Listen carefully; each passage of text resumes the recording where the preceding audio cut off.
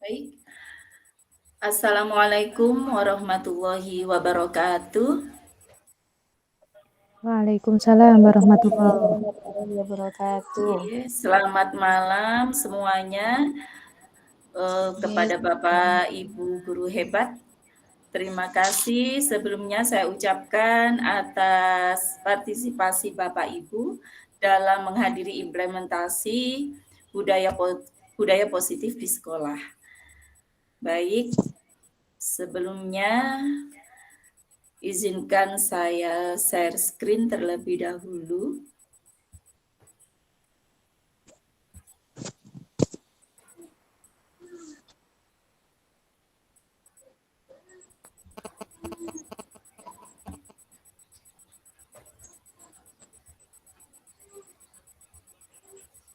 Sudah terlihat Bapak Ibu?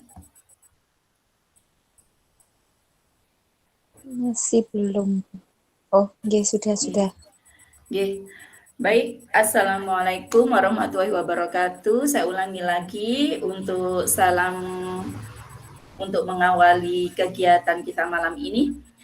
Baik, Bapak Ibu, salawat dan salam tak lupa kita tujukan kepada junjungan kita Nabi besar Muhammad SAW yang insya Allah kita akan mendapatkan syafaatnya di hari kiamat kelak. Amin, amin ya rabbal alamin. Baik, sebelum saya memulai acara pada malam hari ini, saya akan menyampaikan pesan dari Ketua Yayasan Pesantren Islam Al-Uswa, yaitu Ustadz Hasan.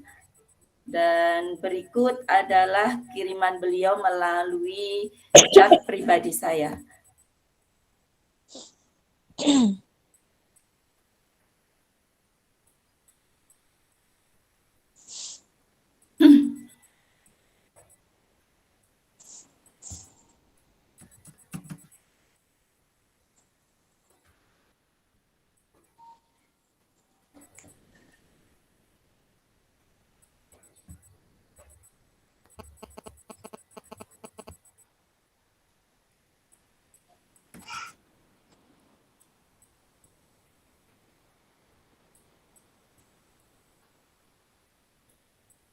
Sebentar. Pesan.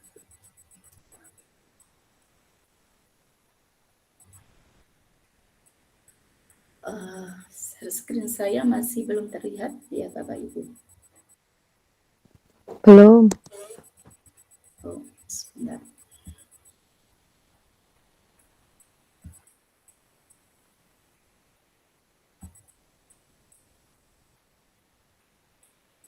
Suasananya beda ternyata ya ketika saya menyampaikan ke teman sendiri dengan rekan di luar lembaga.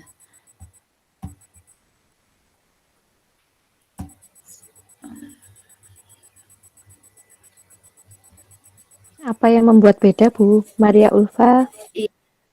Beda, Bun. Sebentar.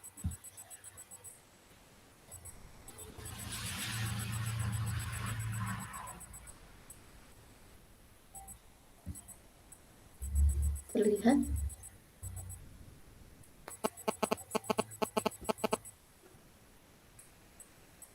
Semoga terdengar semuanya, nggih.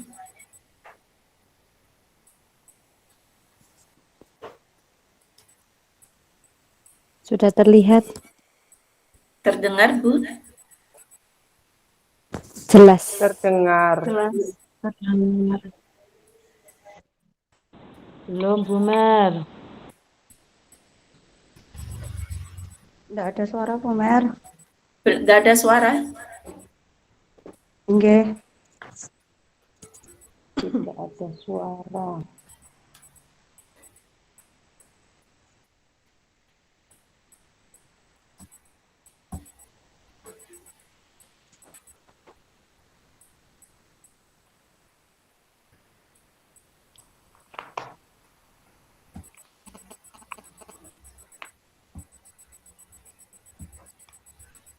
Sebentar.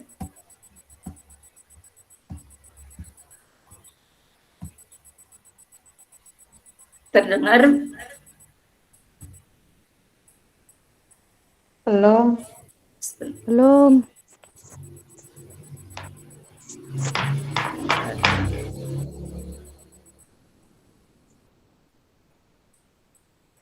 Kita jika dan pasti nanti kita akan kembali menghadap Allah.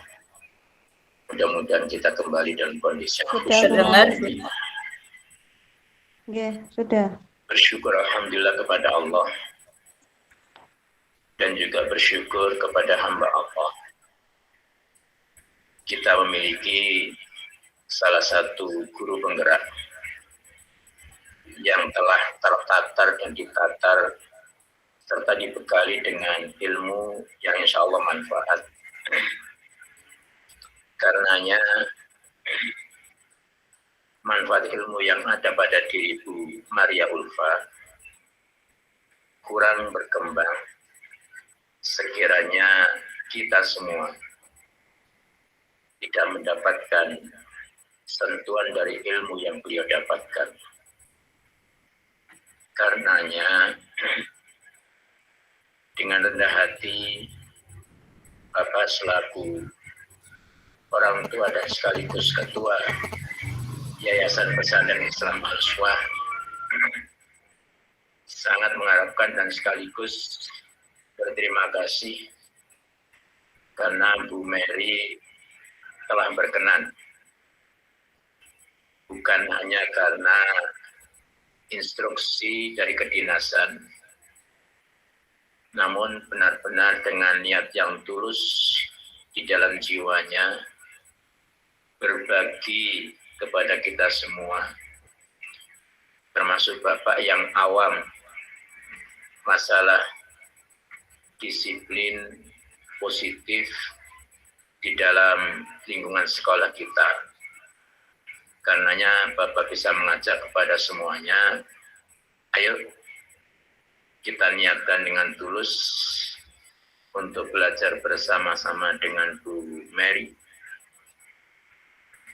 Apa yang beliau akan sampaikan kepada kita, mudah-mudahan mampu kita bisa menerima, memahami, dan sekaligus mengimplementasikan di dalam tugas dan amanah kita sehari-hari yang sangat Bapak garis bawahi dengan ilmu yang akan diberikan. Hendaklah menjadikan kita semua bukan sekedar orang-orang di garis depan yang mampu memberikan contoh, tapi jadilah kita semua orang-orang yang bisa menjadi contoh. Setiap ungkapan dalam hati, ucapan dengan lisan, referensi dan dasar apa saja ilmu yang kita dapatkan, mudah-mudahan kita lah orang yang pertama kali mampu menjadikan contoh dari ilmu yang kita pahami itu dalam aktivitas kita sehari-hari. Sebagaimana apa yang Allah isyaratkan dalam salah satu ayat, ya ayyuhalladzina amanu lima taquluna ma la taf'alu kabura maqtan 'indallahi an taqulu ma la taf'alu. Di surat Shaf ayat 2 dan 3 menjadi salah satu nasihat bagi kita yang senantiasa berada di garis depan dalam dakwah dan perjuangan. Allah mengingatkan, wahai orang-orang yang telah beriman, mengapa engkau mengatakan apa yang tidak engkau kerjakan? Dosa besar di sisi Allah. Engkau mengatakan apa yang tidak engkau kerjakan. Paling tidak sesuai dengan flyer yang Bu Mary berikan sama.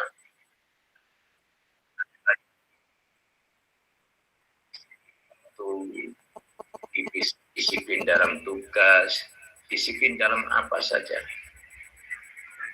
Yang kedisiplinan itu bisa berwujud dalam implementasi kehidupan kita sejak kita bangun tidur sampai tidur lagi. Yang dikatakan di dalam materi ini budaya. Budaya itu kebiasaan.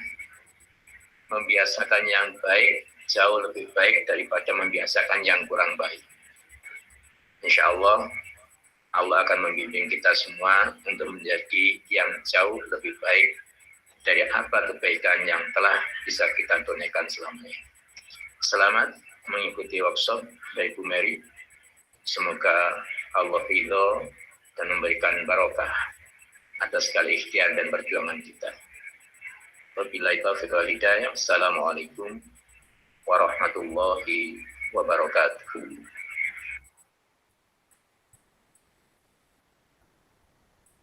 Waalaikumsalam warahmatullahi wabarakatuh.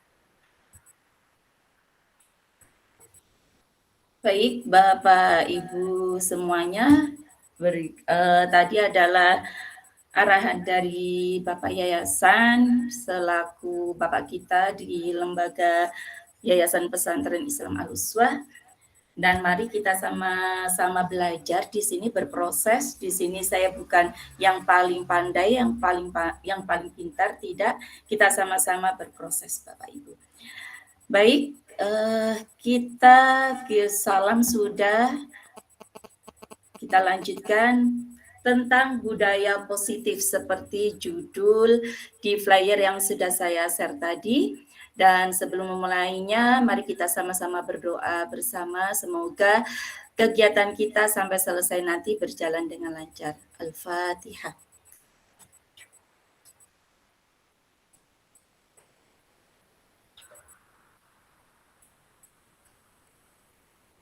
Amin, amin ya rabbal alamin. Baik Bapak Ibu semuanya, tentang sebenarnya ini adalah salah satu modul dari guru penggerak. Jadi di sini tugas saya adalah mengimplementasikan di lembaga saya sejauh mana SDM atau stakeholder yang ada di lembaga saya tertarik untuk mengikuti program guru penggerak dan bagaimana cara mengimplementasikan juga ke peserta didik. Dan modul budaya positif ini pengembangnya adalah ada 3 orang di sini, Pak Andri Nur Cahyani, ada Bu Dia Samsiati Rajasa, dan Dr. Murti Ayu Wijayanti.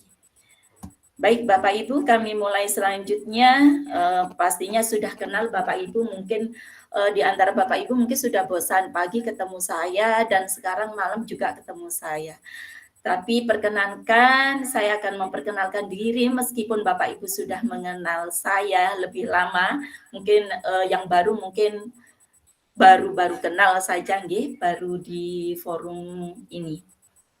Baik, nama saya Maria Ulfa, panggilan saya Mary atau dipanggil Bu Mary. Saya pengajar di TKIT Al-Uswah.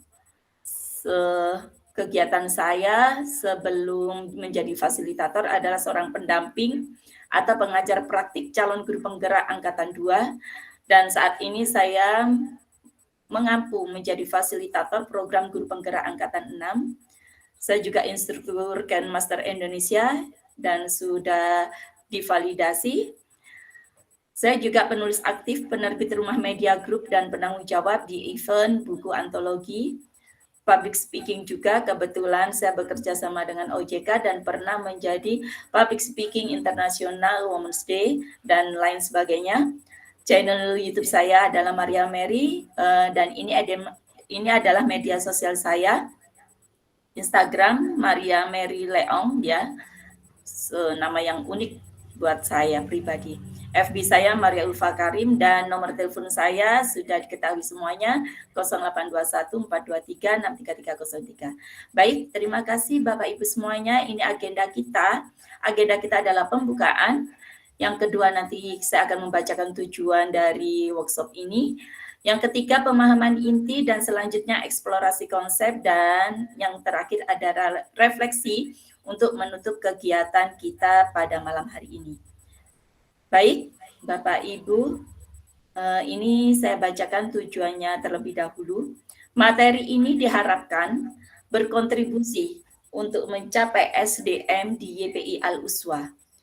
Guru memahami pentingnya mengetahui kebutuhan belajar dan lingkungan yang memfasilitasi seluruh individu di sekolah agar dapat meningkatkan kompetensinya secara aman dan nyaman.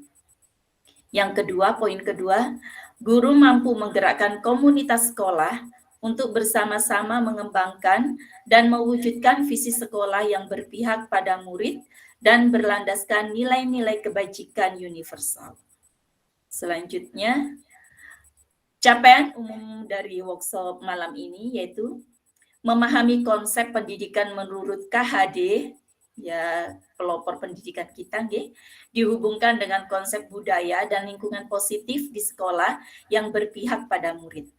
Selanjutnya, melakukan evaluasi dan refleksi tentang praktik disiplin dalam pendidikan Indonesia secara umum untuk mendapatkan pemahaman baru mengenai konsep disiplin positif untuk menciptakan murid dengan profil pelajar Pancasila. Selanjutnya, memahami peran sebagai guru untuk membangun budaya positif dengan menerapkan konsep disiplin positif dalam berinteraksi dengan murid. Dan ini capaian khususnya mendemonstrasikan pemahaman guru mengenal konsep budaya positif yang di dalamnya terdapat konsep perubahan paradigma stimulus respon dan teori kontrol, tiga teori motivasi perilaku manusia, motivasi internal dan eksternal, keyakinan kelas, hukuman dan penghargaan, 5 kebutuhan dasar manusia, 5 posisi kontrol dan segitiga restitusi. Selanjutnya, capaian selanjutnya menerapkan strategi disiplin positif yang memerdekakan murid untuk menciptakan ekosistem sekolah aman dan berpihak pada murid. Yang selanjutnya, menyusun langkah-langkah dan strategi aksi nyata yang efektif dalam mewujudkan kolaborasi dengan seluruh pemangku kepentingan sekolah agar tercipta budaya positif yang dapat mengembangkan karakter murid. Capaian selanjutnya, bersikap reflektif dan kritis terhadap budaya di sekolah dan senantiasa mengembangkannya sesuai kebutuhan sosial dan emosional murid.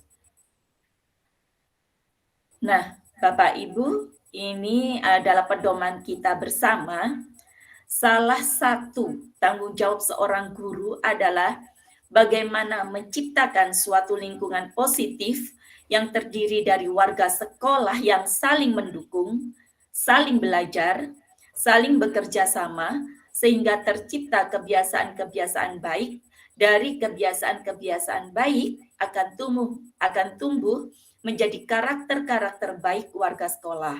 Dan pada akhirnya, karakter-karakter dari kebiasaan-kebiasaan baik akan membentuk sebuah budaya positif. Nah, sebelum kita menginjak selanjutnya, saya akan share screen. Mari kita simak bersama-sama bukan film ya, sekilas tontonan berikut ini. Sebentar. Kita simak bersama-sama, Bapak Ibu. Semoga bisa membuka wawasan kita semuanya.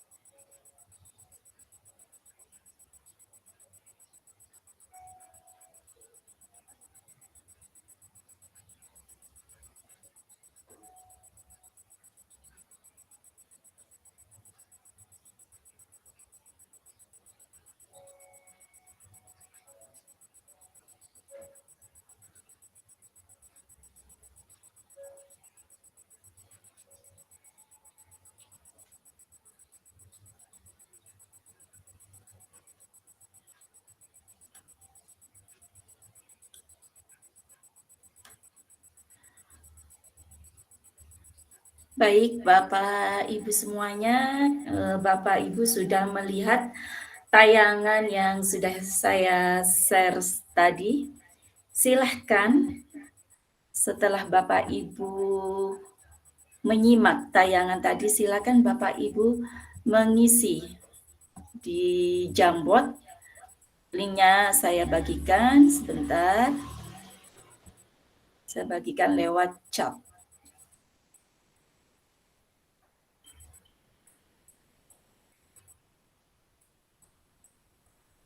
Saya lewatkan WA grup ya.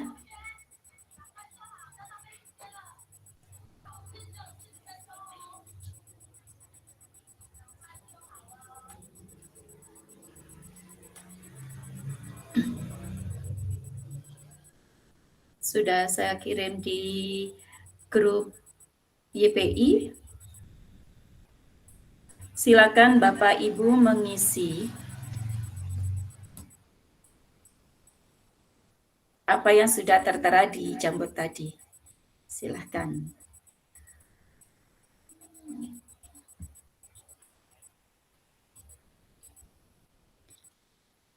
Bisa masuk Bapak Ibu semua?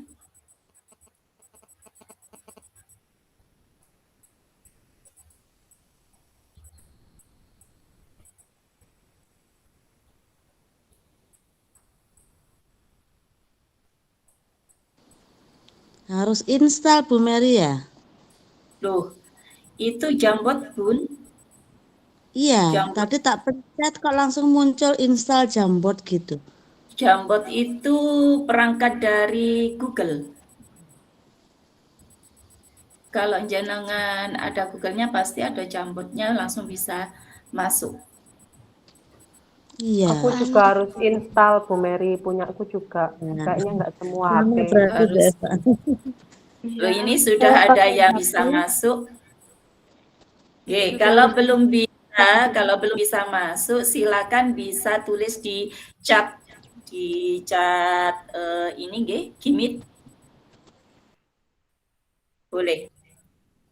Yang belum bisa masuk, di sini ditulis bagaimana perasaan Bapak Ibu setelah melihat tayangan video tadi.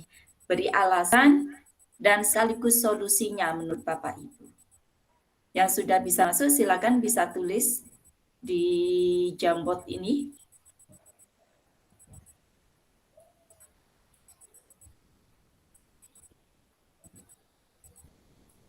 Jangan lupa tuliskan nama juga, nggih, yang menulis di Jambot.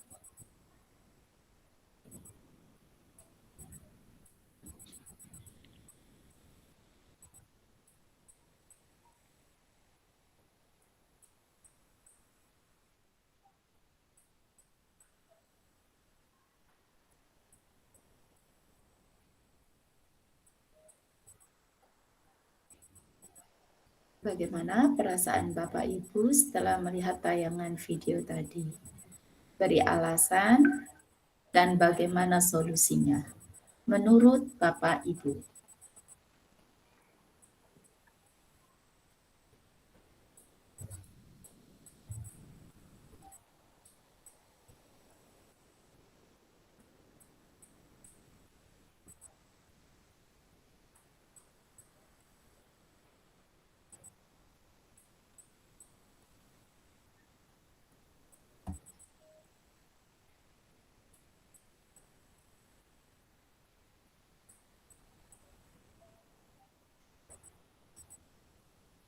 Di chat, oh ya, silakan Bu Nuril.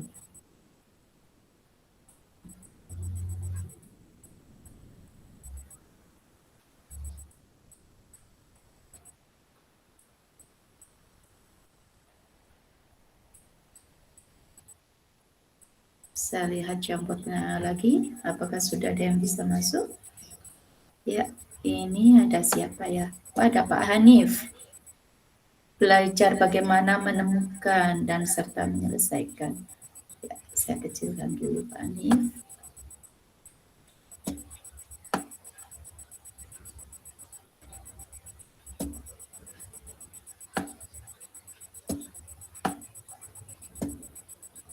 Ya, Ya, terima kasih Pak Hanif sudah bisa masuk. Saya cek di kolom chat. Masih belum ada nih.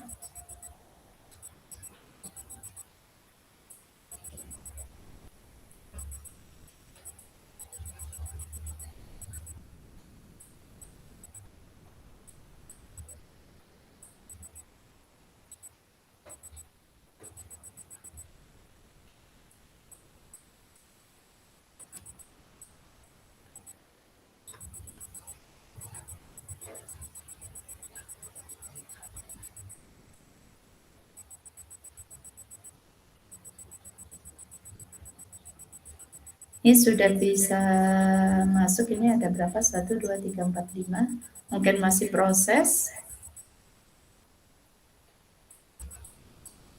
Ya, di kolom chat ada Bu Rohmah. Tidak selamanya siswa yang bermasalah di sekolah itu murni bersalah.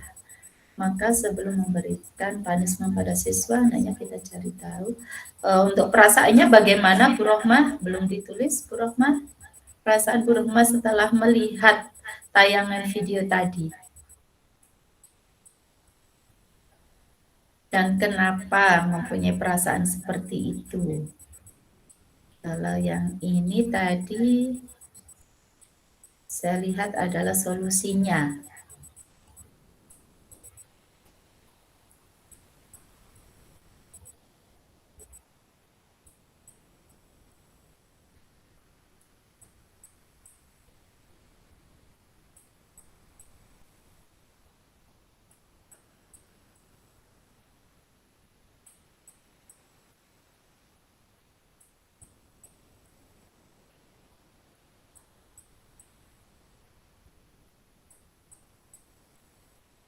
Silakan, masih 2 orang yang menanggapi.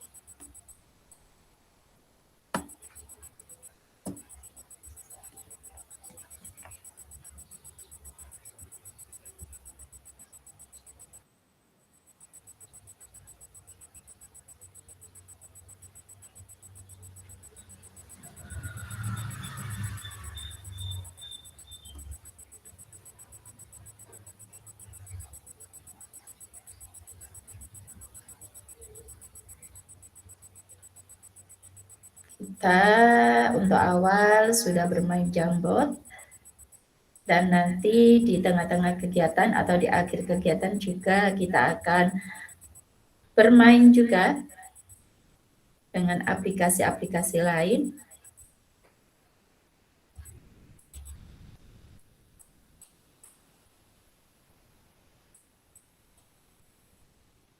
Iya, perasaannya Bu Rohmah, kasihan Bu Mary.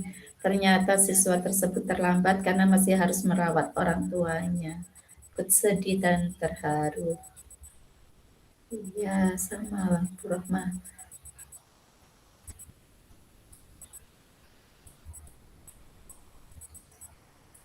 Baik, sambil menunggu yang lain, saya ingin dari Pak Hanif. Silakan Pak Hanif untuk membacakan tanggapan dari Pak Hanif tadi setelah melihat tayangan yang sudah saya share tadi. Silakan Pak Hanif.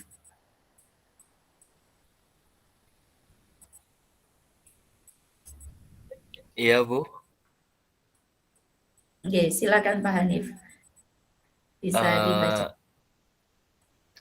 Belajar bagaimana menemukan dan serta menyelesaikan masalah peserta didik sesuai dengan kebutuhannya, karena kita tahu ya kalau kita lihat dari video tadi itu bahwasanya guru hanya tahu bagaimana siswa tadi terlambat seperti itu, tapi tidak tahu bagaimana akar permasalahannya. Tapi setelah tahu, ternyata ya kita lihat semua tadi kalau ternyata si siswa tadi itu harus mengantarkan orang tuanya, mengurus orang tuanya terlebih dahulu seperti itu. Nah, dari situ akhirnya guru tahu bagaimana menyelesaikan permasalahan atau memaklumi ketika ada permasalahan yang terjadi di peserta didiknya. Mungkin kurang lebih seperti itu. Perasaannya gimana ketika melihat tayangan tadi Pak Hanif? Pertamanya ikut jengkel, Bu, tapi akhirnya terenyuh juga. Nggih, ternyata juga nggih, itu masih di dunia maya, apalagi ketika kita bisa berhadapan langsung dengan problem-problem seperti itu ya Pak Hanif ya. Nggih, terima kasih Pak Hanif, Iya, dan Bu. selanjutnya mungkin Bu Rohmah, silakan Bu Rohmah. Ini Bang. Iya, Bu Mary. Permisi nggih. Silakan Bu Rohmah. Masih, Pak.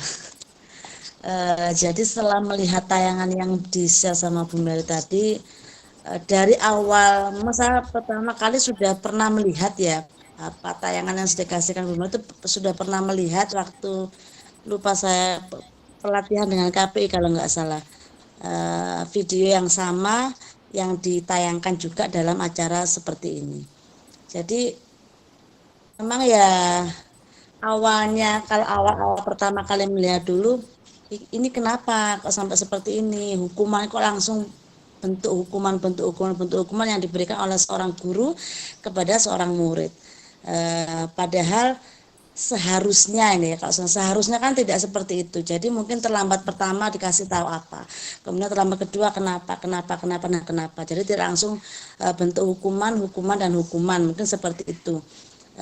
Perasaannya ya pertama kali melihat waktu itu, kalau sekarang kan ya karena sudah pernah melihat yang kedua kali, waktu itu pertama kali melihat saya sempat menangis juga karena ternyata di balik masalah yang dia berikan di sekolah itu dia begitu berbaktinya kepada orang tuanya. Kalau waktu itu sampai lengkap, jadi dia harus menyuapi orang tuanya dulu, harus apa dulu sampai akhirnya dia terlambat ke sekolah.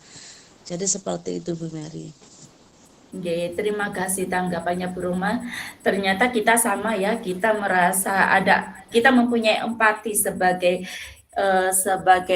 guru, atau di sisi manusia kita mempunyai empati yang begitu dalam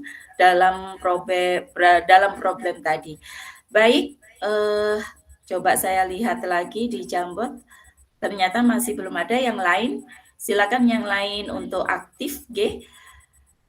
Baik, ini saya lanjutkan untuk share screen-nya. Sebentar.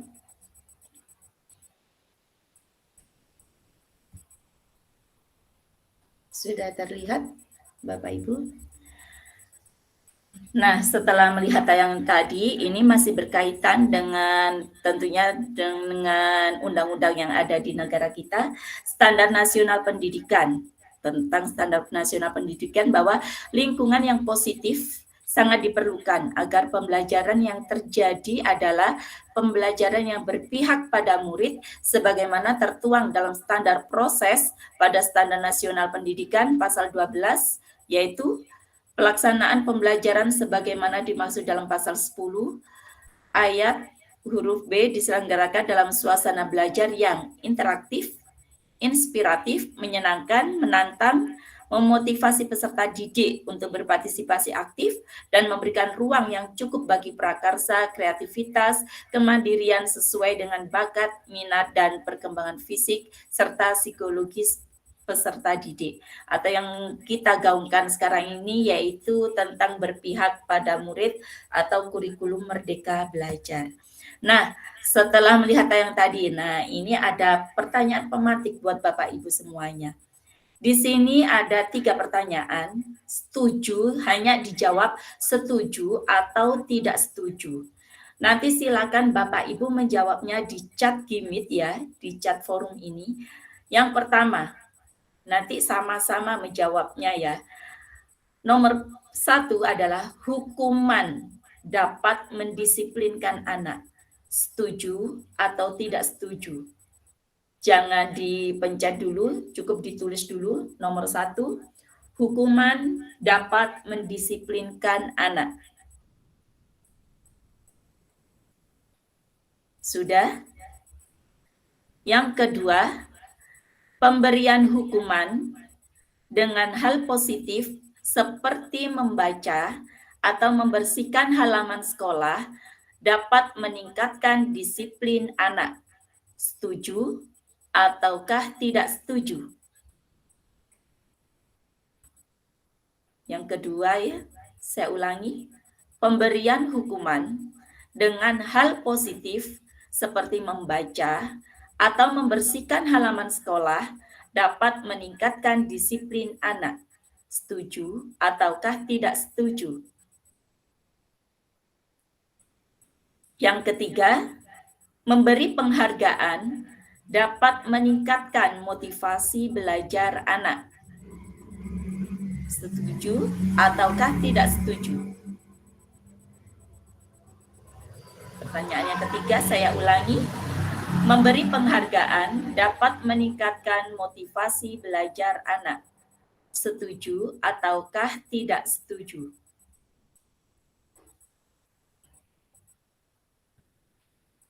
Ya, silakan Bapak Ibu kirimkan lewat chat 1, 2, 3.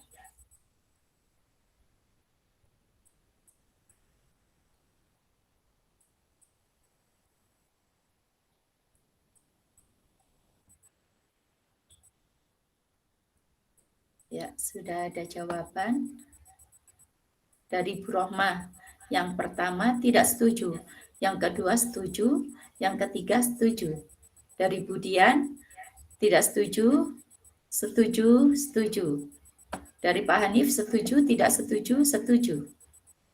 Oke. Dari Bu Eva setuju, tidak setuju, setuju. Baik, tadi sudah Bu Rohmah, Pak Hanif. Dari Bu Dian. Bu Dian, silakan Bu Dian mempertanggungjawabkan jawabannya. Yang pertama, tidak setuju. Kenapa alasannya Bu Dian tidak setuju? Tadi pertanyaannya, hukuman dapat mendisiplinkan anak. Kenapa Bu Dian menjawab tidak setuju? Silakan Bu Dian, alasannya apa Bu Dian?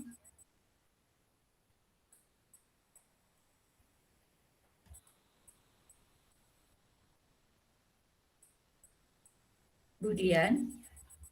Halo? Oh, Bu Dian tidak setuju. Alasannya bagaimana Bu Dian?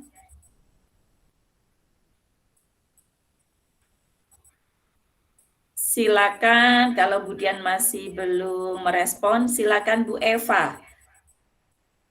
Bu Eva, kenapa jawabannya setuju? Ya, terima kasih. Bismillahirrahmanirrahim. Untuk nomor 1, setuju.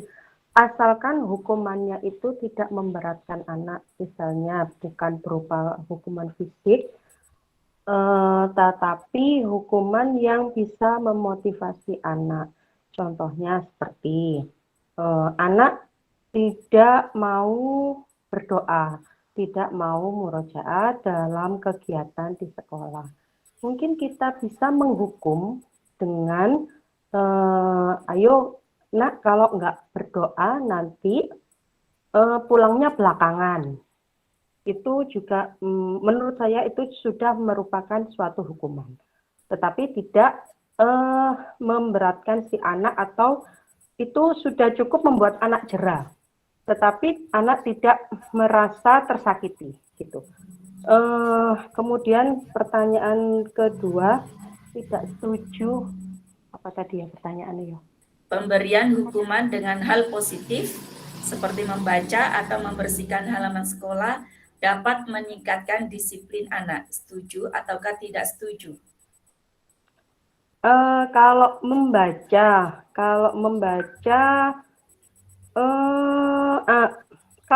mungkin saya setuju ya. Tapi kalau untuk membersihkan halaman sekolah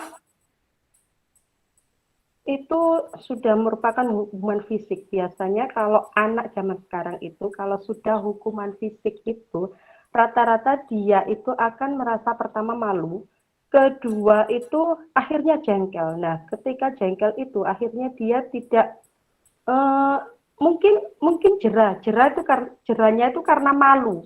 Tetapi untuk tidak tidak melakukan lagi itu, kayaknya dia akan melakukannya lagi gitu.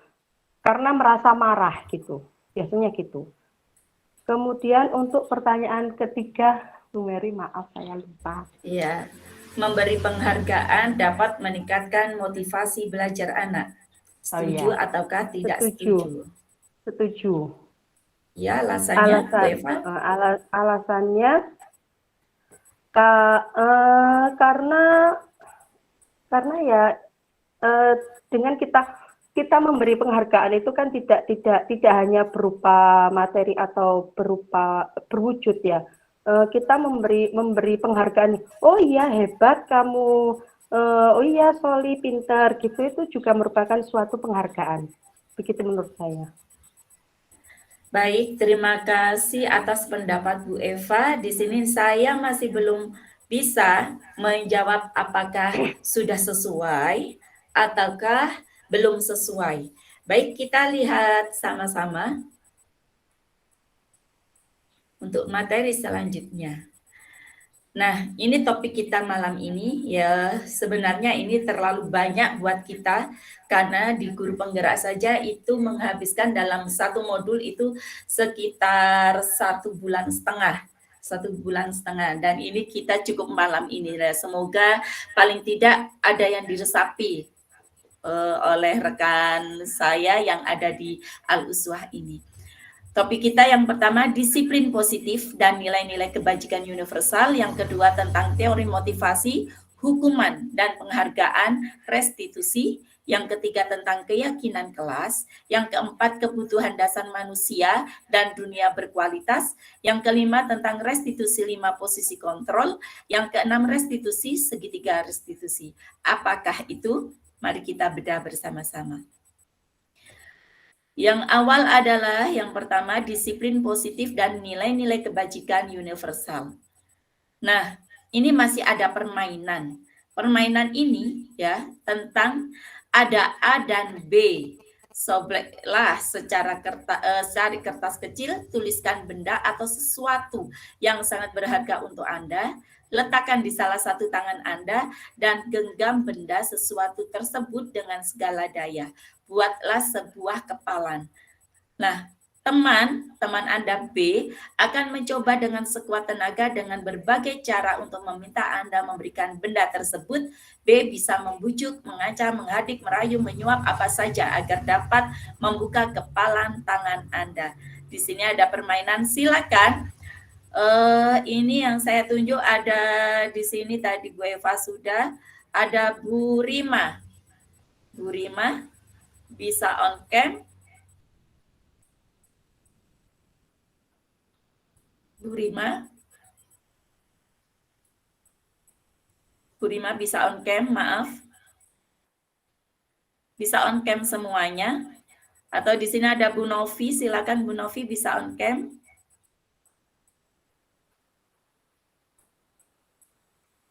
Bu Novi. Halo. Maaf. Di sini yang standby siapa ya?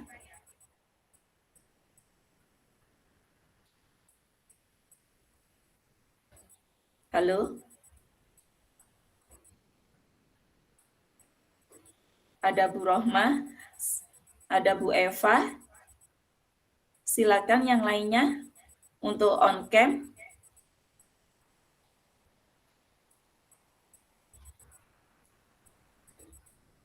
Ada Pak Hanif.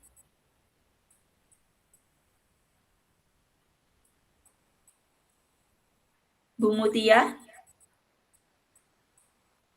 Ada Bu Fitri. G. Ada Yang siapa lagi? Kecil ini apa? Ya. Ada siapa lagi yang standby? Baik, kali ini ada Pak Hanif. Saya minta tolong Pak Hanif dan Bu Eva. Silakan Pak Hanif. Nah, menghilang Pak Hanif. Silakan Pak Hanif untuk mengepalkan tangannya. Dan Bu Eva silakan untuk bagaimana cara Bu Eva untuk merayu Pak Hanif untuk membuka kepalanya. Silakan Pak Hanif, bisa tunjukkan wajahnya Pak Hanif. Ya, silakan Bu Eva, bagaimana cara Bu Eva agar Pak Hanif mampu atau bisa membuka tangannya. Silakan Bu Eva.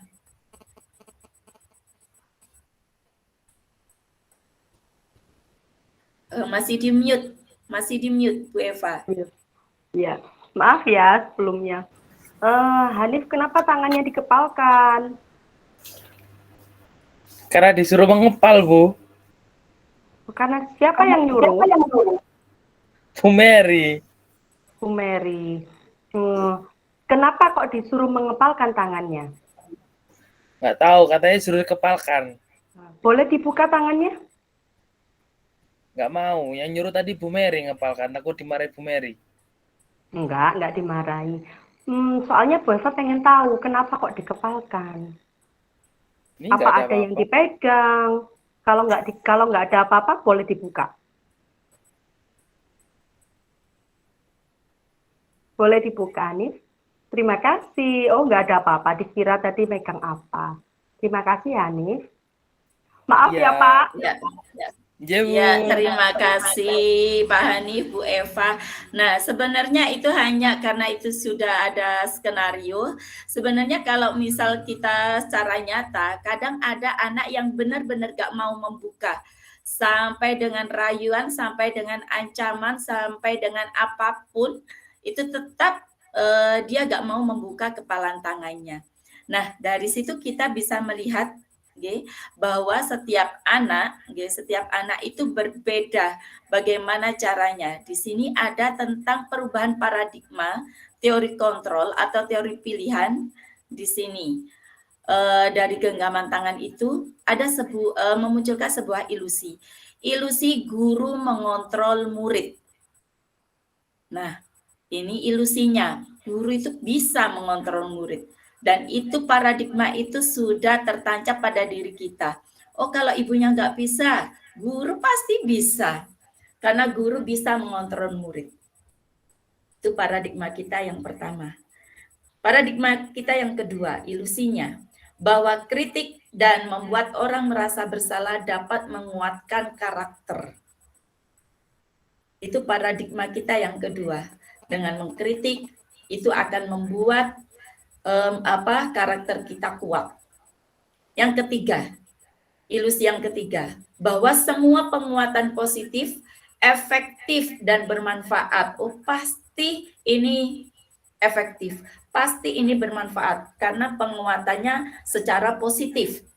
Ini mungkin nanti bisa menjawab dari jawaban-jawaban kalimat pemantik yang sudah dijawab Bu Eva dan teman-teman semuanya. Ilusi yang keempat, bahwa orang dewasa memiliki hak untuk memaksa. Nah, ini seringkali terjadi ya pada diri kita terhadap anak-anak.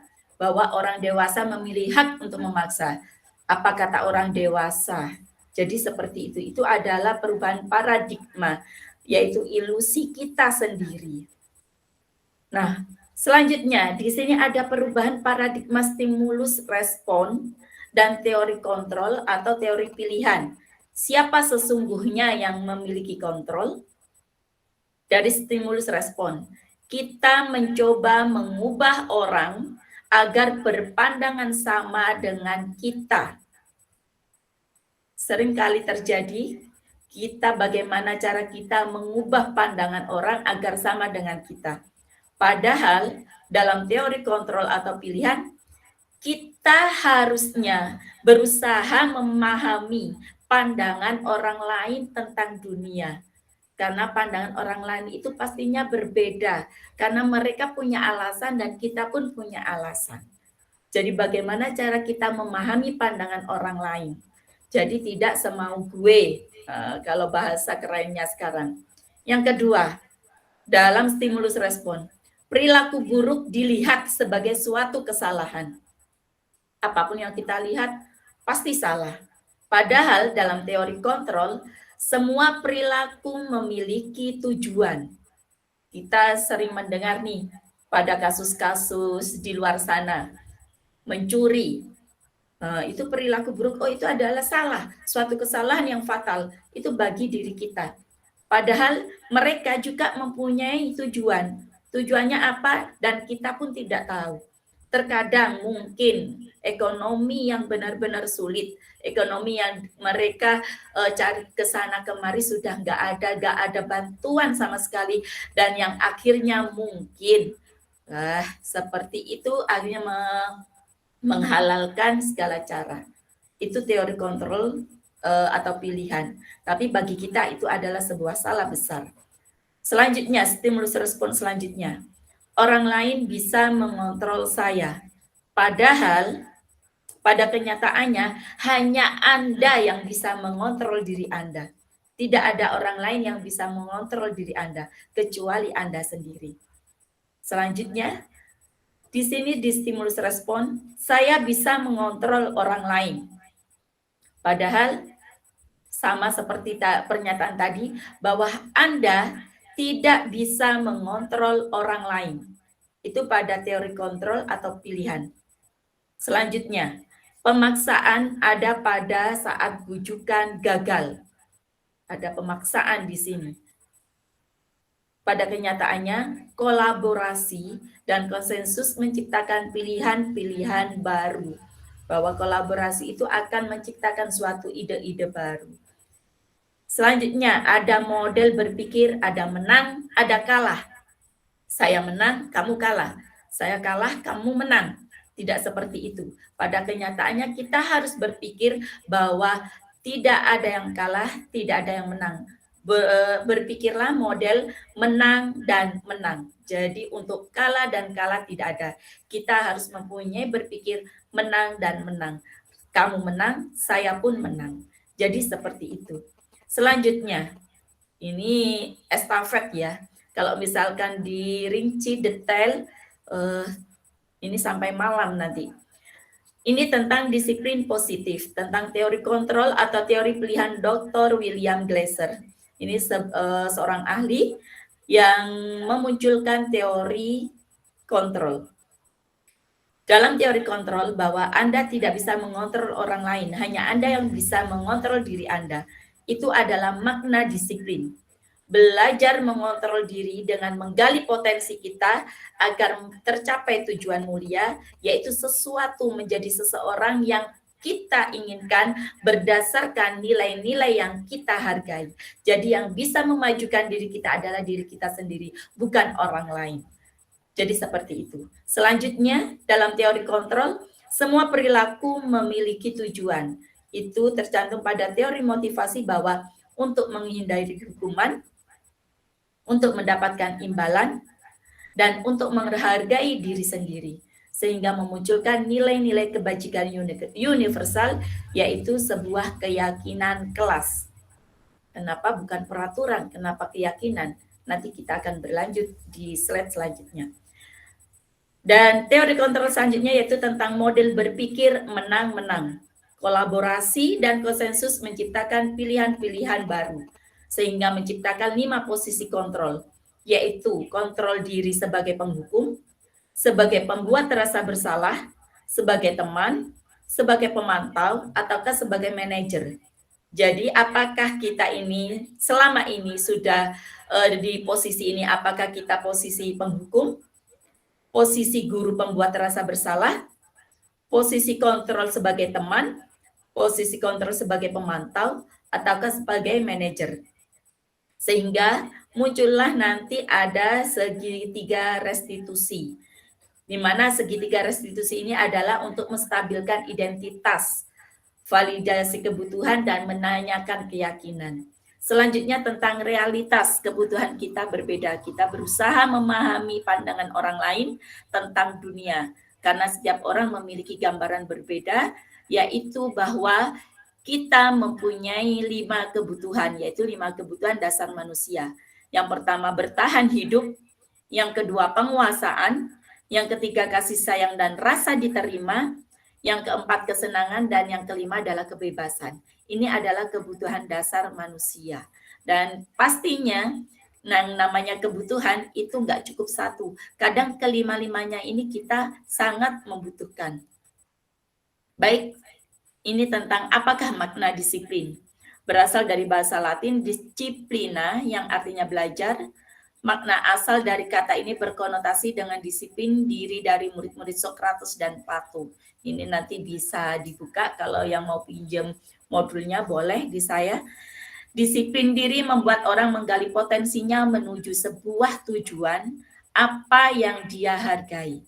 Jadi bisa diingat, disiplin diri membuat orang bisa menggali potensinya menuju sebuah tujuan apa yang dia hargai. Jika dirinya sendiri tidak disiplin, maka tentu saja dirinya tidak bisa menggali potensinya untuk menuju tujuannya dan sesuatu yang dia hargai.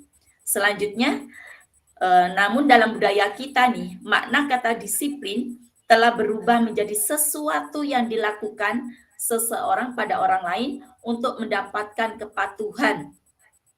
Kecenderungan umum adalah menghubungkan kata disiplin dengan ketidaknyamanan, bukan dengan apa yang kita hargai atau pencapaian suatu tujuan mulia. Nah, ini adalah nilai-nilai kebajikan universal.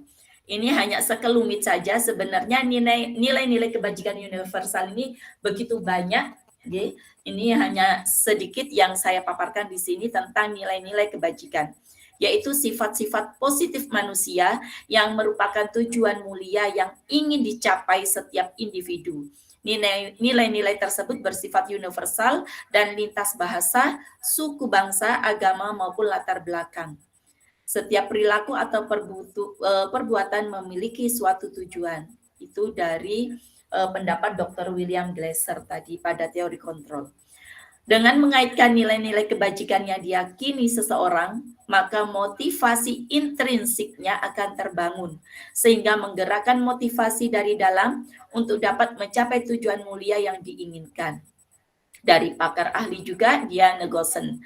Nilai-nilai kebajikan yang ingin dicapai oleh setiap anak Indonesia kita kenal dengan profil pelajar Pancasila, atau yang kita kenal dalam kurikulum Merdeka Pelajar, tentunya dengan bertujuan agar anak-anak mempunyai profil pelajar Pancasila ini. Apa profil pelajar Pancasila itu? Yaitu yang pertama, beriman, bertakwa kepada Tuhan Yang Maha Esa dan berakhlak mulia. Yang kedua, mandiri. Ketiga, bernalar kritis. Yang keempat, berkebinekaan global. Kelima, bergotong royong, dan selanjutnya kreatif. Dan alhamdulillah fisik kita, saya lihat dari visi di SD maupun di TK, itu sudah mengacu dengan profil pelajar Pancasila. Jadi sepertinya tidak perlu diubah lagi. Baik, selanjutnya tentang teori motivasi hukuman dan penghargaan restitusi. Apakah itu? Baik. Dimulai dari teori motivasi perilaku manusia, tentunya ada motivasi eksternal dan motivasi internal. Apa itu eksternal dan internal? Contoh dari motivasi eksternal, yaitu untuk menghindari ketidaknyamanan atau hukuman. Ini apa yang akan terjadi apabila saya tidak melakukannya. Itu termasuk dari motivasi eksternal. Apa yang akan terjadi apabila saya tidak mencuri? Apa yang akan terjadi apabila saya tidak mungkin membolos? Seperti itu. Ini ada ketidaknyamanan ketika diliputi motivasi eksternal. Selanjutnya, untuk mendapatkan imbalan dari orang lain atau institusi. Contohnya, apa yang akan saya dapatkan apabila saya melakukannya? Ini eksternal. Saya dapat gaji berapa? Mungkin seperti itu. Ini termasuk eksternal. Nah, terus untuk internalnya seperti apa? Ini yang di blok ini, tujuan disiplin positif ini. Kita harus mempunyai motivasi internal, tidak motivasi eksternal. Apakah itu? Yaitu untuk menghargai diri sendiri. Contohnya, saya akan menjadi orang yang seperti apabila saya melakukannya. Jadi yang bisa menghargai adalah diri sendiri dan meyakini diri sendiri. Jadi tidak ada motivasi eksternal yang lain. Yang bertujuan mulia, yang bertujuan disiplin positif adalah motivasi internal. Saya akan menjadi orang yang seperti ini apabila saya melakukan seperti ini. Itu adalah motivasi internal kita. Jadi motivasi eksternal itu tidak perlu kita implementasikan pada diri kita sehari-hari. Jadi kita harus mempunyai motivasi internal kita. Kita hargai diri kita mulai sekarang. Baik, ini tentang merdeka menurut KHD. KHD adalah pelopor pendidikan di negara kita. Merdeka itu artinya tidak hanya terlepas dari perintah, akan tetapi juga cakap buat memerintah diri sendiri. Bukan karena hanya perintah, bukan hanya karena peraturan, tapi pada diri kita sendiri. Kita harus cakap untuk memerintah diri kita sendiri.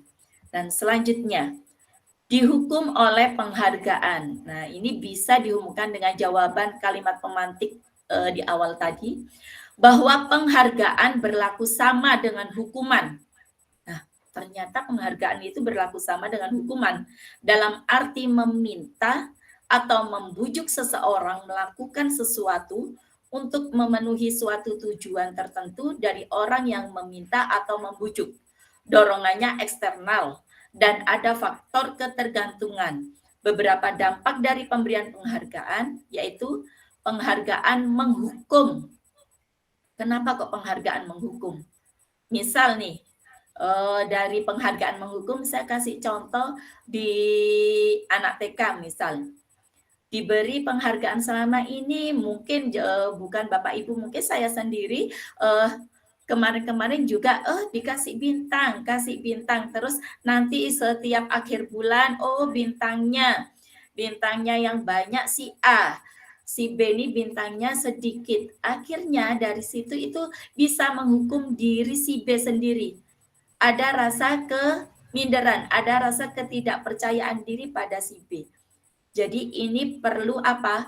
Perlu dihindari untuk penghargaan ini. Karena penghargaan itu menghukum.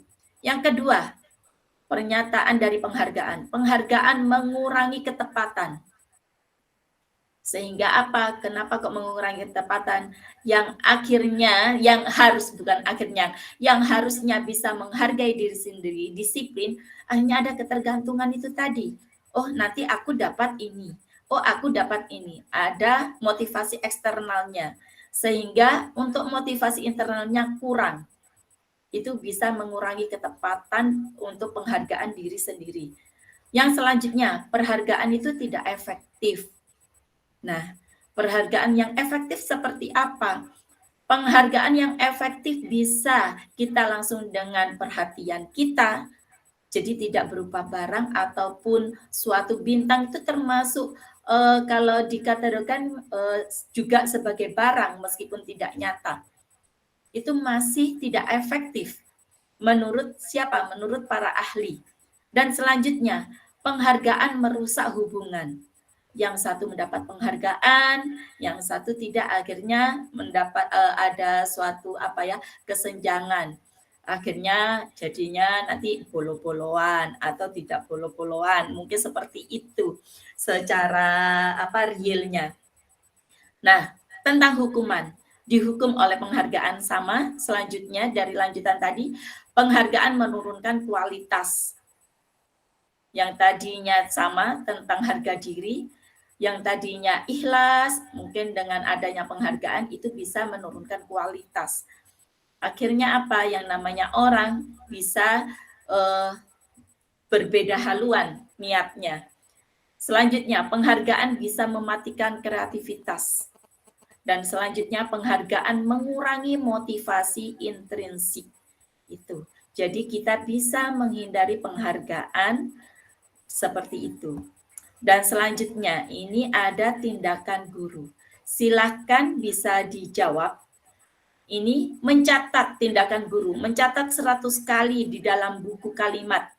Saya tidak akan terlambat lagi karena terlambat sekolah. Apakah itu hukuman atau konsekuensi? Silakan, ada yang bisa menjawab. Hukumankah atau konsekuensi? Mencatat 100 kali di dalam buku dengan kalimat, saya tidak akan terlambat lagi karena terlambat sekolah. Apakah itu termasuk hukuman ataukah konsekuensi? Silakan. Bu Mutia mungkin? Silakan Bu Mutia. Hukumankah atau konsekuensi Bu Mutia?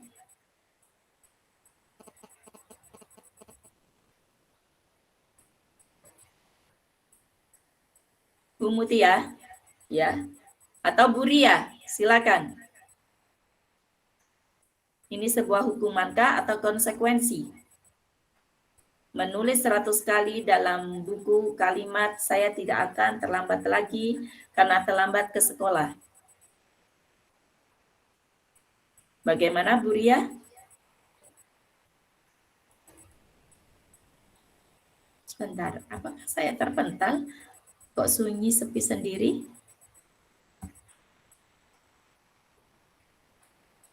Silakan. Ini masih ada Bu Eva. Bu Eva lagi. Silakan yang lainnya. Ayo silakan dah Bu Eva. Monggo Bu Eva. Gantian. Bu Mutia silakan. Bu Novi silakan. Ada Bu siapa lagi ini? Saya cek. Ada Bu Anis, silakan Bu Anis. Apakah itu hukuman atau konsekuensi?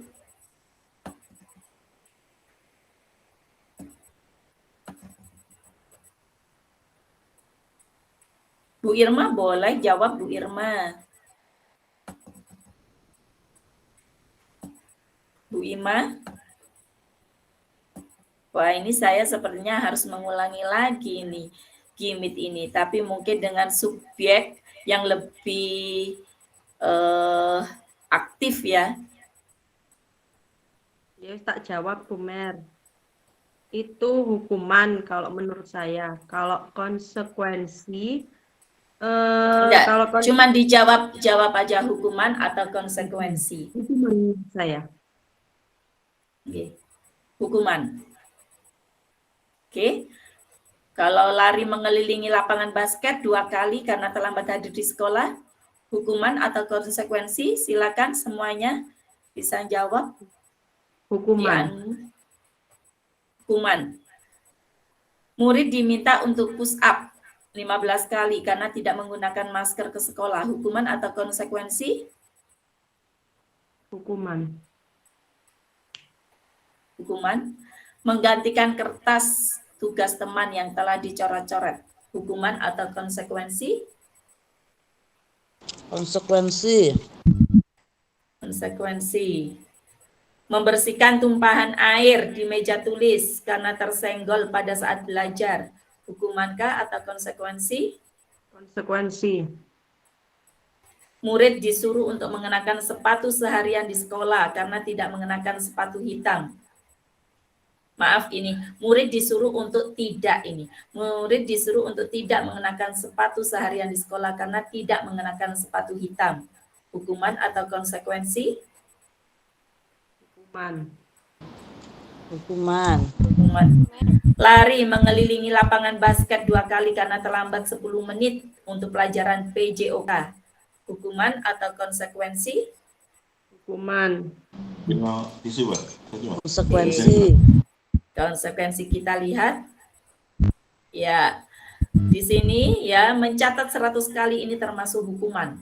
Lari mengelilingi lapangan basket 2 kali karena terlambat hadir di sekolah, hukuman. Murid diminta push up itu juga hukuman.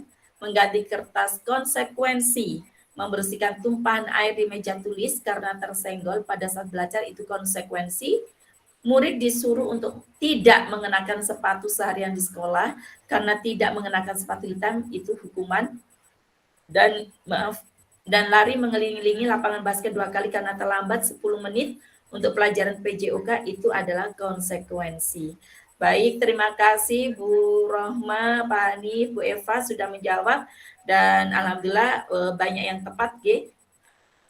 Nah, ini adalah perbedaan hukuman dan konsekuensi. Hukuman yaitu sesuatu yang menyakitkan harus terjadi. Kalau konsekuensi sesuatu harus terjadi. membuat anak sakit fisik untuk hukuman fisik maupun hati untuk jangka waktu yang lama. Anak membenci kedisiplinan, paksaan, mendorong anak menyakiti diri sendiri, konsep diri yang buruk, anak belajar untuk menyembunyikan kesalahan, marah, rasa bersalah, dipermalukan, merasa tak dihargai. Itu adalah hukuman. Kalau konsekuensi, yaitu sesuatu harus terjadi, membuat anak merasa tidak nyaman dalam jangka waktu pendek, anak menghargai disiplin, ada stimulus dan tanggapan, di sini tidak ada paksaan, mendorong anak agar mudah menyesuaikan diri, konsep diri yang baik, dan anak belajar untuk mematuhi peraturan, dan kehilangan hak, dibuat tidak nyaman, diasingkan untuk sementara. Baik, selanjutnya. Ini adalah identitas tentang hukuman. Ini ada konsekuensinya. Jadi sistem tidak akan berjalan bila murid tidak takut. Ini perilaku pasif. Dan selanjutnya, apa itu restitusi? Restitusi adalah proses menciptakan kondisi bagi murid untuk memperbaiki kesalahan mereka, sehingga mereka bisa kembali pada kelompok mereka dengan karakter yang lebih kuat. Restitusi juga merupakan proses kolaboratif yang mengajarkan murid untuk mencari solusi untuk masalah mereka dan membantu murid berpikir tentang orang seperti apa yang mereka ingin menjadi tujuan mulia dan bagaimana mereka harus memperlakukan orang lain. Itu adalah restitusi. Jadi proses untuk mengembalikan ke asal semula itu adalah restitusi. Ciri-ciri restitusi yaitu bukan untuk menebus kesalahan, tapi untuk belajar dari kesalahan. Bisa memperbaiki hubungan, tawaran bukan paksaan. Restitusi menuntun untuk melihat ke dalam diri, mencari kebutuhan dasar yang mendasari tindakan. Restitusi adalah cara yang paling baik. Restitusi fokus pada karakter bukan tindakan. Restitusi fokus pada solusi, dan restitusi mengembalikan murid yang berbuat salah pada kelompoknya. Baik, ini selanjutnya tentang keyakinan kelas. Apa itu keyakinan kelas? Mengapa tidak peraturan saja? Mengapa harus keyakinan kelas? Nah, ini contohnya. Mengapa kita memiliki peraturan harus menggunakan helm bila mengendarai kendaraan roda 2?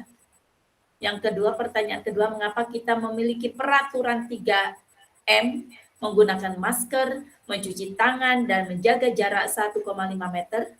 Dan yang ketiga, mengapa kita memiliki peraturan harus datang tepat waktu pada saat mengikuti pelatihan? Lah, untuk mendukung motivasi intrinsik kembali ke nilai-nilai atau keyakinan-keyakinan, lebih menggerakkan seseorang dibandingkan mengikuti serangkaian peraturan-peraturan. Jadi kalau ini adalah peraturan, kalau keyakinan yaitu ada pada diri kita sendiri. Oh, saya menggunakan helm agar selamat. Itu keyakinan. Oh, saya memakai masker agar saya selamat dan lawan saya berbicara juga selamat. Yang ketiga, kenapa harus tepat waktu? Iya, agar saya tidak terlambat. Agar saya bisa mengetahui semua materi yang ada. Nah, itu adalah keyakinan. Jadi ada pada diri sendiri, ada dukungan motivasi intrinsik. Nah, ini tentang budaya positif. Budaya positif ini adalah yang lebih luas. Ini ada lingkungan positif, menghasilkan lingkungan positif, ya. Ini ada keyakinan kelas, dan yang paling kecil adalah peraturan kelas. Jadi dari peraturan kelas ada keyakinan, ada lingkungan positif, dan akhirnya meluas menjadi budaya positif.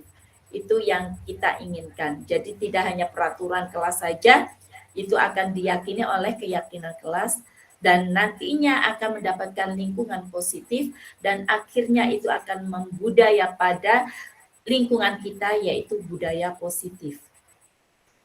Baik, ini selanjutnya kesepakatan kelas. Yang mana yang merupakan keyakinan kelas? Mengapa? Ini dari TK Dharma Wanita. Ini di sini kesepakatan kelasnya. Datang tepat waktu, mengucapkan salam. Yang sebelah sini, kami guru dan murid yang saling menyayangi. Di sebelah kirinya, menjaga kebersihan sekolah. Di sebelah kanannya, kami murid yang semangat belajar. Sebelah kiri, berdoa sebelum dan sesudah kegiatan, dan aktif dalam pembelajaran tertib. Untuk yang sebelah kanan, kami murid yang peduli dengan teman-teman. Mana yang merupakan keyakinan kelas? Apakah yang sebelah kiri ataukah yang sebelah kanan? Kiri atau kanan? Bagaimana Bapak Ibu, menurut Bapak Ibu, kiri ataukah kanan yang menurut Bapak Ibu keyakinan kelas? Kanan. Mengapa Bu Rahma pilih yang kanan? Bentar Bu Mer, kalau itu jelas saja nih saya. Sebentar.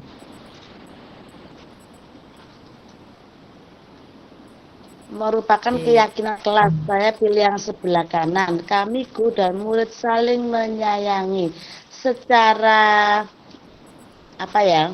Kalau datang tepat waktu mengucapkan salam itu kan kesepakatan kalau keyakinan itu berarti ketika kita datang ke sekolah, nah itu apa yang kita lakukan. Jadi bukan disepakati harus seperti ini, akhirnya menjadi pembiasaan.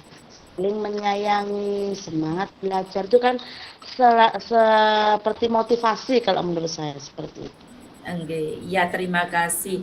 Jadi ya antara yang kiri dan kanan yang muncul motivasi intrinsiknya adalah yang sebelah kanan, yaitu kami guru dan murid saling menyayangi. Itu sudah keluar dari motivasi intrinsiknya. Kami murid yang semangat belajar. Kami murid yang peduli dengan teman-teman. Jadi kami yang meyakini pada dirinya sendiri. Baik, selanjutnya. Ini termasuk sudah cepat sampai sini. Hormat kegiatan pendalaman keyakinan kelas tabel T dan Y, saya lalui saja. Ini terlihat, terdengar, berperilaku, saya lalui. Nah, ini tentang peraturan dan keyakinan kelas. Kalau peraturan, selalu kembalikan buku ke tempatnya. Kira-kira kalau keyakinan kelasnya seperti apa? Ada yang bisa mengungkapkan untuk keyakinan kelas? Kalau peraturannya, selalu kembalikan buku ke tempatnya. Keyakinan kelas, kami menyukai kerapian. Seperti itu, nggih. Kami menyukai kerapian. Ini dilarang mengganggu orang lain.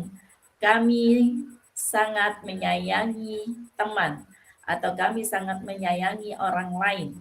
Jadi seperti itu. Jadi meyakini, beda dengan peraturan. Dan selanjutnya, nah ini selalu kembalikan buku ke tempatnya. Keyakinan kelasnya adalah tanggung jawab. Baik, selanjutnya adalah kebutuhan dasar manusia. Tadi sudah saya sampaikan, yaitu ada kasih sayang dan rasa diterima, penguasaan, kebebasan, kesenangan. Untuk apa? Untuk bertahan hidup. Kita butuh, kadang ada yang hanya butuh kasih sayang dan ingin rasa diterima, ada yang ingin penguasaan, kebebasan, dan kesenangan. Nah, itu juga terjadi bukan pada diri kita, juga pada diri peserta didik kita.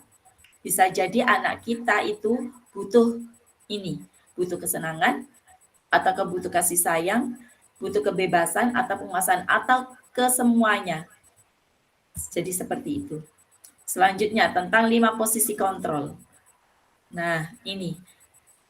Selama ini apakah kita kontrol dirinya sebagai guru penghukum atau guru pembuat orang merasa bersalah, ataukah sebagai teman atau pemantau ataukah manajer?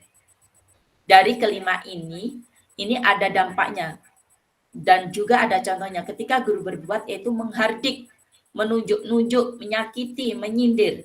Dan ini dampak pada murid akan mengulangi kesalahan. Jadi kita harus menghindari menjadi penghukum ini ya, menghardik, menunjuk-nunjuk, menyakiti, menyindir, karena itu akan membuat murid mengulangi kesalahannya. Yang kedua yaitu membuat orang merasa bersalah. Kalau kita berada di sini, pasti guru itu akan berceramah dan mengatakan seharusnya ibu kecewa, nah, seperti itu. Dan ini murid akan, maafkan saya Bu, maafkan saya. Murid akan berkata seperti itu. Dampaknya apa? murid akan merasa rendah diri. Ini juga perlu kita hindari. Terus kita harus seperti apa? Kita boleh seperti teman, boleh seperti pemantau, dan yang lebih penting adalah kita kalau bisa adalah sebagai manajer. Bagaimana teman itu? Teman yaitu membuatkan alasan-alasan untuk muridnya. Misalkan, ayolah dikerjakan ini, nanti kalau nggak dikerjakan mungkin seperti itu. Nanti contohnya, murid akan saya pikir ibu teman saya, ternyata bisa jadi seperti itu. Dampaknya apa? Murid lemah, tidak mandiri, tergantung pada gurunya. Apa-apa guru, apa-apa guru. Kalau guru jadi pemantau, menghitung dan mengukur. Ini contoh perkataan gurunya. Apa peraturannya? Nah, ini. Dan itu si murid akan berkata, berapa banyak bintang yang saya harus peroleh, berapa halaman yang harus saya tulis. Dan ini dampaknya yaitu menitik beratkan pada sanksi atau hadiah untuk dirinya. Apakah saya dapat sanksi ataukah saya dapat hadiah. Kalau manajer, nah ini yang kita harapkan pada diri kita ya, yaitu mengajukan pertanyaan-pertanyaan, alasan-alasan pertanyaannya banyak, kenapa, dan kenapa. Dan itu apa yang kita yakini, apa yang bisa kau kerjakan untuk memperbaiki masalah ini. Dan itu nanti biasanya contoh kecilnya si murid akan berkata, bagaimana caranya agar saya bisa memperbaiki. Dan itu dampaknya si murid akan mengevaluasi diri dan bagaimana cara memperbaiki diri. Nah, ini pernyataan-pernyataannya, misal, saya kecewa sekali dengan kamu. Nah, siapa yang mengatakan itu adalah menjadi guru pembuat orang merasa bersalah. Jika guru itu bilang, kamu tidak pernah, ini adalah penghukum.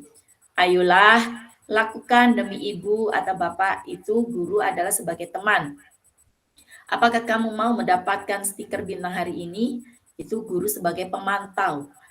Nah, kalau yang ini bagaimana kamu bisa menyelesaikan masalah ini? Dan itu adalah guru sebagai manajer. Oke, lanjut. Nah, ini tentang bergerak antara peraturan pemantau konsekuensi atau hadiah dengan nilai-nilai manajer memperbaikinya. Saya lanjutkan. Segitiga restitusi ini adalah validasi kebutuhan kita, yaitu untuk menstabilkan identitas dan menanyakan keyakinan. Nilai-nilai apa yang telah kita sepakati, kamu ingin menjadi orang yang seperti apa, kamu bukan satu-satunya yang pernah melakukan ini. Setiap orang pasti pernah melakukan kesalahan. Nah, ini adalah pertanyaan-pertanyaan dari segitiga restitusi. Nah, dari alasan segitiga restitusi tujuannya yaitu untuk menstabilkan identitas, untuk membuat anak yang merasa gagal karena untuk membuat anak yang merasa gagal karena berbuat salah menjadi positif terhadap dirinya. Selanjutnya tujuan restitusi yaitu validasi kebutuhan, membantu murid mengenali basic atau kebutuhan dasarnya yang ingin dipenuhi ketika melakukan kesalahan. Ini guru berkata ini contohnya, dan selanjutnya restitusi tujuannya yaitu untuk menanyakan keyakinan, yang nantinya anak melihat kesalahannya dihubungkan dengan norma sosial dan nilai-nilai yang mendasari manusia berinteraksi dengan orang lain. Ini intervensi 30 detik. Apakah kamu ingin berbuat lebih baik? Apakah saat ini kamu menjadi orang yang sedang kamu inginkan? Apakah kamu sekarang bisa mengubah atau kegiatan perilaku kamu saat ini menjadi sikap yang lebih membantu? Apakah wajar membuat kesalahan? Bisakah kita memperbaikinya? Itu bisa untuk referensi kita sendiri. Baik, ini ada refleksi hal baru apa yang mengubah paradigma. Silakan Bapak Ibu mengisi Padlet. Bapak Ibu agar mengenal Padlet, saya kirimkan Padletnya.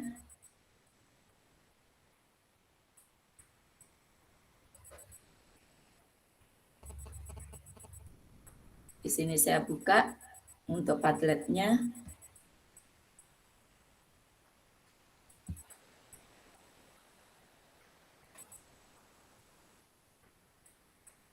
Silakan Bapak Ibu mengisi Padlet di sini.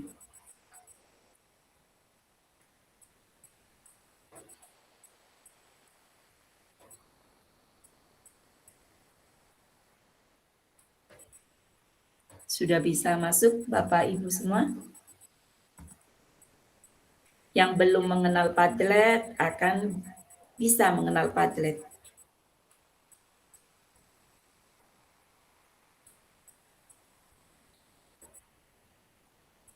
Sini, saya akan menjadi amo yang seperti apakah setelah mengikuti materi ini, dan peran amo seperti apakah yang saya telah lakukan selama mengikuti materi ini, perasaan apa yang muncul selama mengikuti sesi ini, khususnya mengenai makna disiplin dan motivasi intrinsik, dan hal baru apa yang mengubah paradigma saya yang saya dapatkan. Tentunya dengan materi singkat ini, semoga ada satu atau dua yang tersirat pada diri Bapak Ibu semuanya. Ada yang sudah bisa masuk?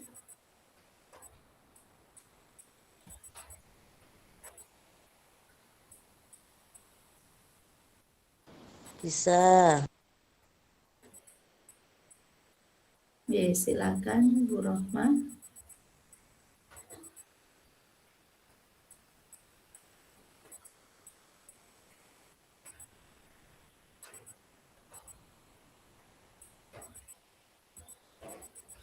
Dan untuk selanjutnya silakan nanti setelah ke Padlet, Bapak Ibu bisa mengirim perasaan Bapak Ibu, 3 perasaan Bapak Ibu di Mentimeter.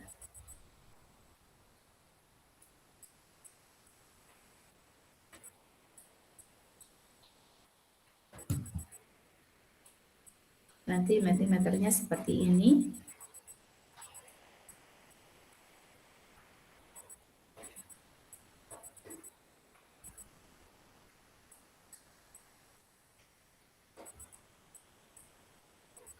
Ya, seperti ini. Silakan coba bisa isi di Mentimeternya atau di refleksinya. Iya, sayangnya dari siapa ini? Dari Bu Rohma. Ye. Semoga bisa menjadi lebih baik lagi, Desa. Amin. Jadi kalau kita pelajari, kalau di guru penggerak 1,5 bulan untuk mempelajari satu modul ini. Ini hanya sekilas saja implementasinya tentang materi budaya positif ini, Bapak Ibu. Kira-kira sudah seperti apakah Bapak Ibu, peran Amung seperti apakah yang telah dilakukan selama mengikuti modul ini? Apakah penghukum, pemantau, teman, manajer?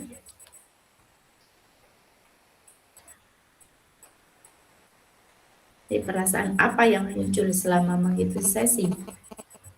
Ini khususnya.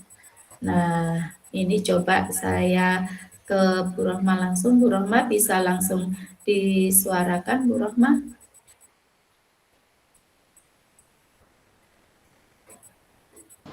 Iya, Bu Mer. Oke, monggo, Bu Rohma. Langsung dijawab saja, Bu Rohma, sambil ini saya bukakan share screen-nya. Oke. Saya akan menjadi among yang seperti apakah setelah mengikuti modul ini? Ya. Harapan saya bisa menjadi lebih baik kan dari sebelumnya. Itu harapan yang pertama. Perlu belajar kembali bagaimana menjadi seorang pendidik, terutama bagi anak-anak di usia yang untuk jawaban saya akan menjadi amung seperti apa. Kemudian yang kedua, peran amung seperti apakah yang saya terapkan selama mengikuti modul ini? Karena Jadi sebelumnya. iya, sudah. sebelumnya sampai materi ini. Gak paham aku Bu Mary ini maksudnya. Among itu Ya. kan maksudnya pendidik itu kan? Iya, Ya? pendidik, iya.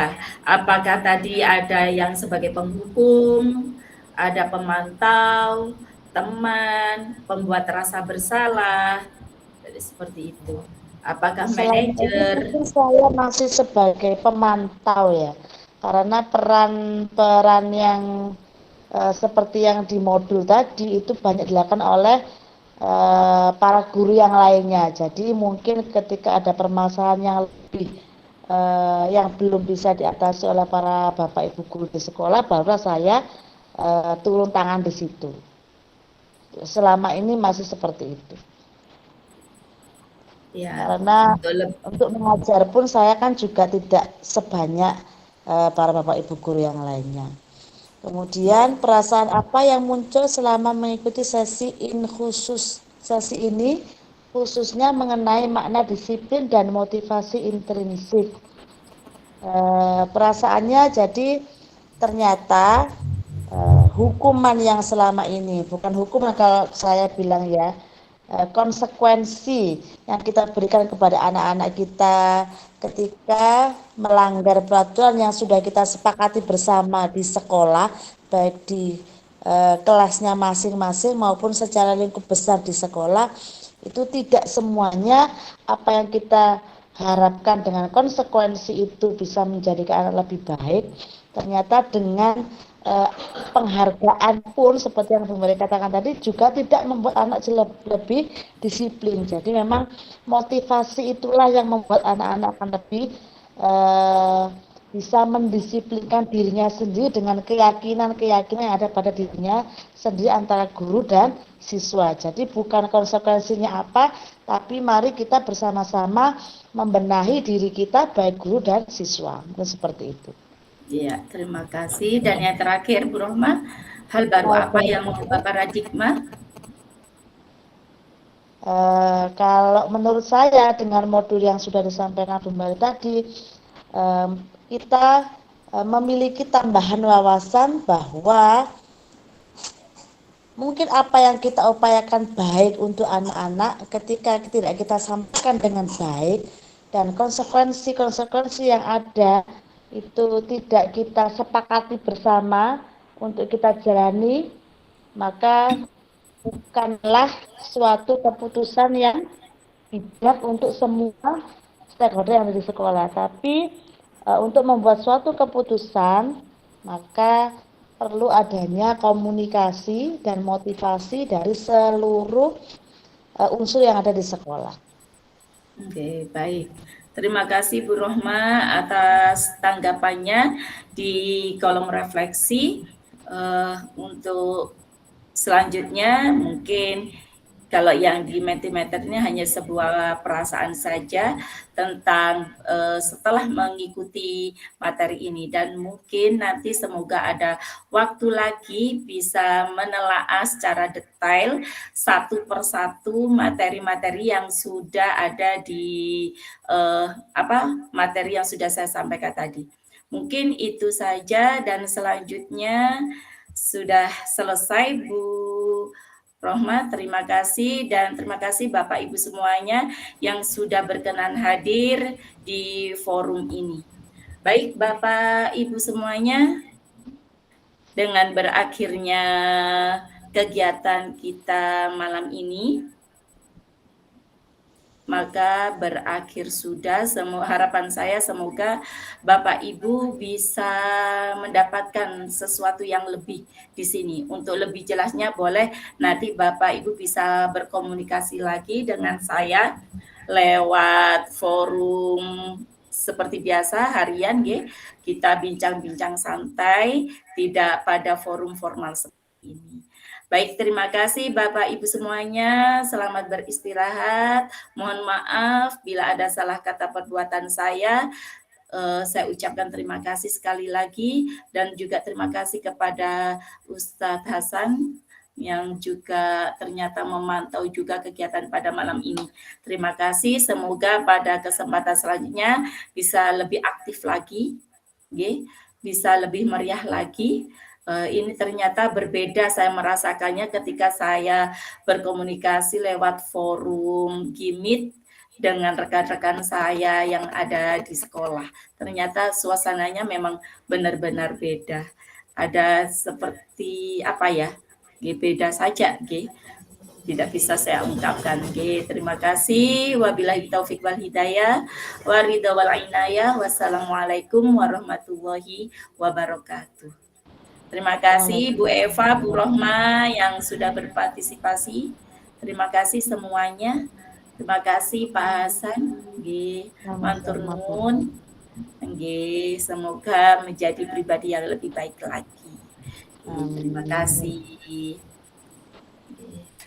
Monggo bisa istirahat. Matur nuwun. Wassalamualaikum warahmatullahi wabarakatuh. Waalaikumsalam warahmatullahi wabarakatuh. Makasih. Matur nuwun. Saya izin